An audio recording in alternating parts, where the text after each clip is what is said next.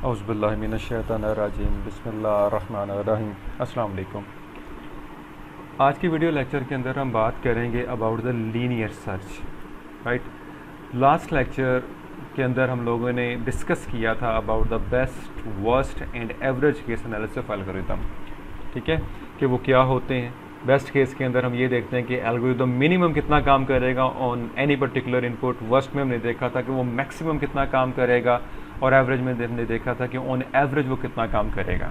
और इन तीनों में से ये नज़र आया था कि average case measurement is some much difficult, और हो सकता है ये it is not always possible to measure the average case. Right, so यहाँ आज एग्जांपल लेंगे हम बहुत बेसिक सर्चिंग एल्गोरिथम जो एलिमेंट्स के अंदर सर्चिंग करता है, named as a linear search. Okay, तो इसके बारे में बात करेंगे और इसका बेस्ट, वर्स्ट और एवरेज केस को निकालने की कोशिश भी करेंगे इंशाल्लाह। ठीक है, तो देखते हैं जी लीनियर सर्च क्या होता है। Linear search is a very simple algorithm which searches the element and how it search sequentially comparing with each element. यानी जो एलिमेंट आपने ढूंढना है उसको ये क्या करता है, वन बाय वन ये कंपेयर करता रहता है किसके साथ, लिस्ट के हर एलिमेंट के साथ।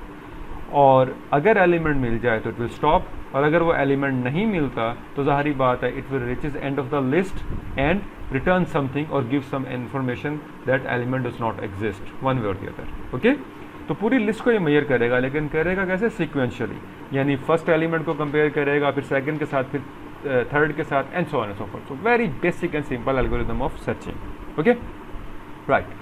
अब इसके कोड की बात कर लेते हैं जी थोड़ी सी। क्या क्या पैरामीटर हमें चाहिए होंगे। अब पहला पैरामीटर जो हमने पास करना है वो तो हमारी क्या होगी, लिस्ट, जो कि अरे फॉर्म में हमने भेजी है। So this is our list, this is our target, जहाँ पर हमने एलिमेंट को ढूंढना है। ठीक है, now this is the second parameter which is in form of n. ये क्या होगा जी, the size of the list. ठीक है, although you can measure the size of a list without having n, simply size of int लेकर आप divide कर दें तो आपके पास साइज आ जाएगा।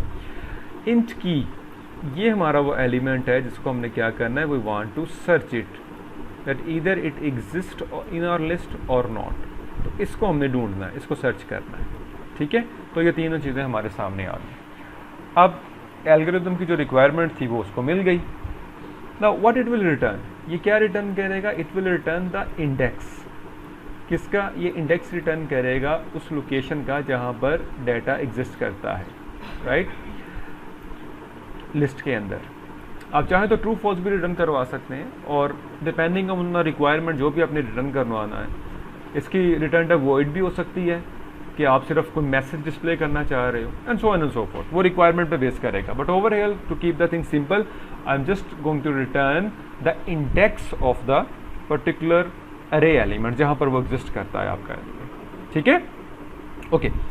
क्योंकि इंडेक्स रिटर्न करने के बड़े फ़ायदे हैं। जैसे हमने डिलीट और अपडेट वाले ऑपरेशन में देखा था, जब हमने लिस्ट की बात की थी, तो उनकी रिक्वायरमेंट पहले क्या है कि आपने सर्च करना है। तो सर्च करके आप इंडेक्स उन फंक्शंस को पास कर दीजिए, वो उस एड्रेस पर जाके डाटे को डिलीट कर देंगे या उसको अपडेट कर देंगे सिंपली। तो काम सारा सर्च करेगा, अपडेशन और डिलीशन वो कर रहे होंगे, इसलिए हम इंडेक्स को रिटर्न करवा रहे हैं। अच्छा, अब जैसे हमने बात की एल्गोरिथम की कि करेगा क्या, ये कंपेयर करेगा की एलिमेंट को अरे के हर एलिमेंट के साथ। ठीक है, so we need a if check, if a of i is equal to key. यानी ये ए ऑफ आई क्या है, ये आई हमारा वो इंडेक्स होगा जनरलाइज, जो इसकी रेंज कहाँ से कहाँ तक होगी, डेफिनेटली ये कहाँ से शुरू होगा जी, 0 से लेकर ये जाएगा टिल लास्ट इंडेक्स जो कि नॉर्मली n-1 पे पड़ा होगा। ठीक है, इसकी रेंज ये वाली होगी। हमने फिर आई को बार बार चेंज करना है। तो हमने ये कहा है कि ये कंपैरिजन हो रहा है किसके साथ, की के साथ। अगर तो एलिमेंट मिल गया तो ठीक है, तो क्या करना है हमने, जैसे एलिमेंट मिला है वो किस इंडेक्स पर मिल रहा है, आई के ऊपर, वो simply return that I. So index of की एलिमेंट, जहाँ से आपको वो एलिमेंट मिला है उसको रिटर्न कर दें। अच्छा, अब ये बन गई हमारी basic logic. This is the main logic of the algorithm जिसने काम करना है। तो पहले तो हमें यही बनानी चाहिए। अब सवाल ये पैदा होता है कि ये लॉजिक कितनी बार हमने रिपीट करनी है। रिपीट तो करनी पड़ेगी ना, क्योंकि हमने कहा है कि हर एलिमेंट के साथ जाकर इसने कंपेयर करना, तो we need to change the i's location. I की वैल्यू को हमने चेंज करना है, तो उसके लिए हमें क्या करना पड़ेगा, हमें लूप लगानी पड़ेगी।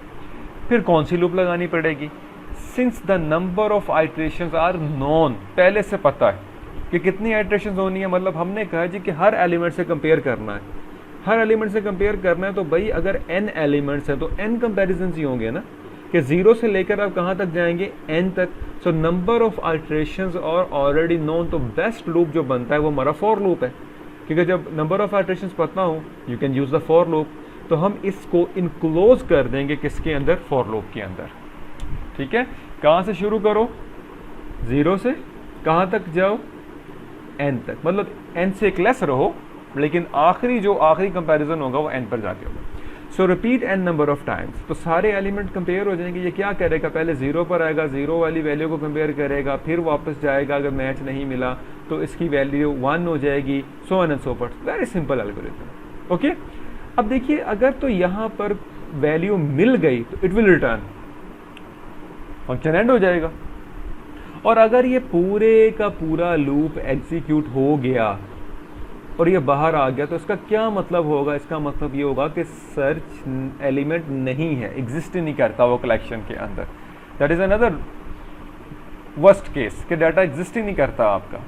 तो बाहर निकल के आपने क्या रिटर्न करवा देना, अब आपने कोई ऐसी चीज़ रिटर्न करवानी जो कम से कम इंडेक्स ना हो, तो उस सूरत में हम क्या रिटर्न करवा दें, -1 को रिटर्न करवा दीजिए। ठीक है, सो -1 क्या इंडिकेट करेगा, -1 अब वैलिड इंडेक्स तो नहीं हो सकता, इंडेक्सेस तो नॉर्मली शुरू होते हैं 0 से और वो पॉजिटिव होते हैं। तो -1 जब यूज़र को मिलेगा या किसी दूसरे फंक्शन को मिलेगा, क्लाइंट को मिलेगा, तो उसे पता चल जाएगा कि जो वैल्यू मैंने ढूंढने भेजा था वो एग्जिस्ट नहीं करती, राइट, तो मैं कोई ऑपरेशन परफॉर्म ना करूं।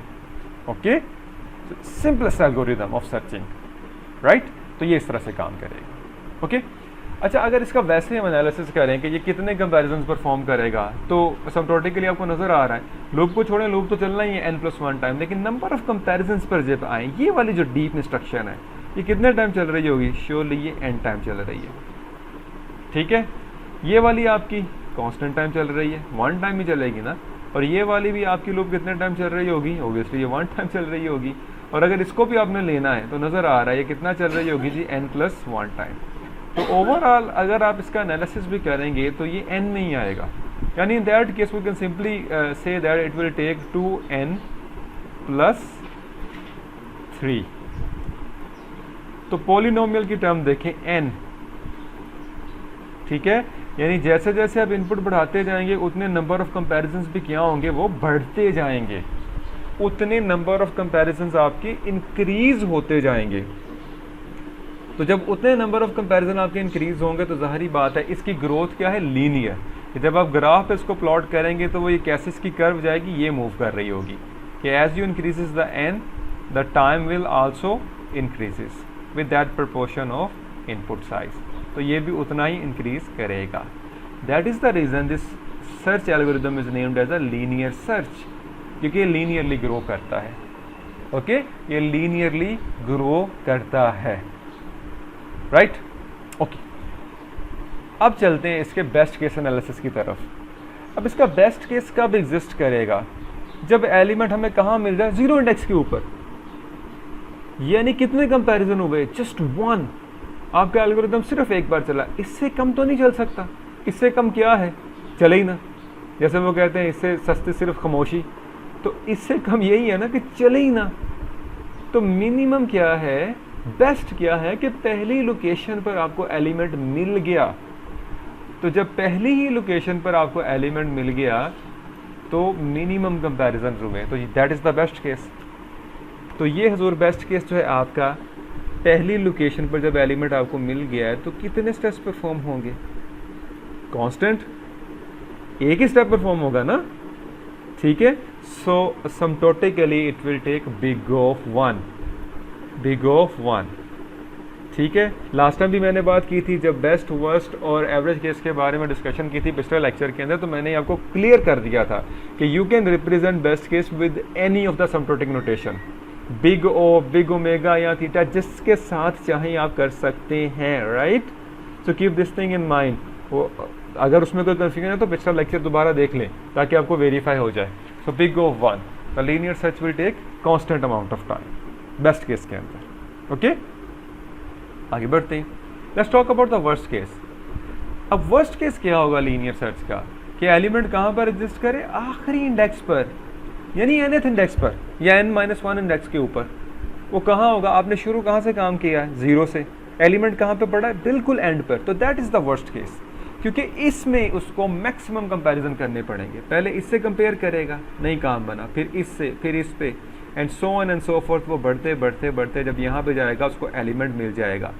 और in other case you can say the element does not exist. ठीक है, अगर वो एग्जिस्ट ही नहीं करता तब भी आपका क्या है, वर्स्ट केस ही है, लेकिन उसमें एक ज़्यादा कंपैरिजन हो जाएगा कि वो इससे भी आगे चला जाएगा, तो वो खास फर्क नहीं पड़ना, वो कांस्टेंट अमाउंट होगी। So either the element does not exist और either exist on the last index, तो ये होगा वर्स्ट केस। तो जब वर्स्ट केस होगा तो आप खुद सोचें कितने कंपैरिजन होंगे, there will be n comparisons, simple. तो big O of n, worst case time complexity क्या निकली जी, n, किसकी, लीनियर सेट्स की। तो यही तो वो बात थी जब एनालिसिस किया था। अब आपका क्या होगा, जैसे आप इंक्रीज करेंगे ये भी बढ़ता जाएगा, तो ये वर्स्ट केस कम्प्लेक्सिटी हमारी होगी। ठीक है, ओके। अब आते हैं एवरेज केस की तरफ, जो कि मुश्किल है थोड़ा सा, लेकिन लीनियर सेट्स का निकालना आसान है, और इसीलिए इस एग्जांपल के लिया जाता है या लिया गया है कि एवरेज केस एनालिसिस आपको आसानी से थोड़ा सा पल्ले पड़ सके। Now identify all the cases and they must be uniformly distributed, uniform distribution होनी चाहिए इनकी। और वो जो यूनिफॉर्म डिस्ट्रीब्यूशन है वो कैसे करनी पड़ेगी, हमें ये वेरीफाई करना पड़ेगा कि पहला एलिमेंट, यानी अगर जिस एलिमेंट को हम सर्च कर रहे हैं वो कहाँ पर हो, पहले इंडेक्स पर, तो कितना टाइम लेगा, नेचुरली कितने स्टेप्स परफॉर्म होंगे, 1। ठीक है, चले मैं यहाँ पर अगर टी ऑफ एन लिखता जाऊँ तो इस केस में कितना होगा, 1, एक स्टेप परफॉर्म होगा, कांस्टेंट हो गया। ये पहला केस है। अगर एलिमेंट दूसरे पर है तो कितना होगा, 2 स्टेप्स, तीसरे पर है तो 3 स्टेप्स, सो ऑन। अगर लास्ट इंडेक्स पर है तो कितने, n। तो इन सब को हमने क्या करना है, सम करना है। एवरेज केस की डेफिनेशन क्या थी कि मीन निकालना है। ठीक है, so if key present at the first index it will take 1 step, if on the second index it will do 2 steps, so on and so forth, n steps जब last index पर होगी। तो इन सब को क्या करना है हमने, the sum of all the time cases sum करेंगे।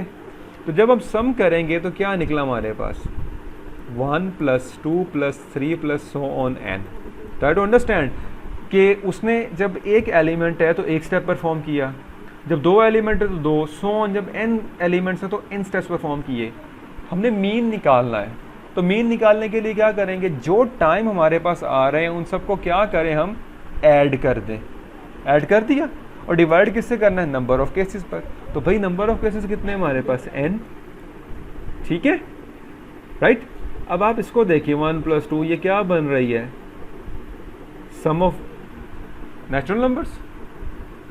ठीक है, तो ये क्या होता है, n × n + 1/2, राइट। तो ये लिख दिया और डिवाइड इसको कर दें n से।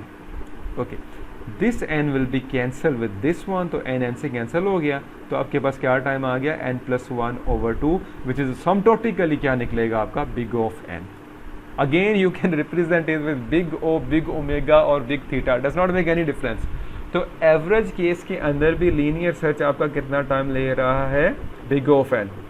और आपको याद होगा मैंने ये बात कही थी पिछले लेक्चर में कि नॉर्मली एवरेज केस किसके इक्वल हो जाता है, किसकी तरफ कन्वर्ट कर जाता है, वर्स्ट केस की तरफ। ठीक है, तो हमारा हमारा worst case as well as average case जो लीनियर सर्च का है वो क्या है, वो बिग ऑफ n है।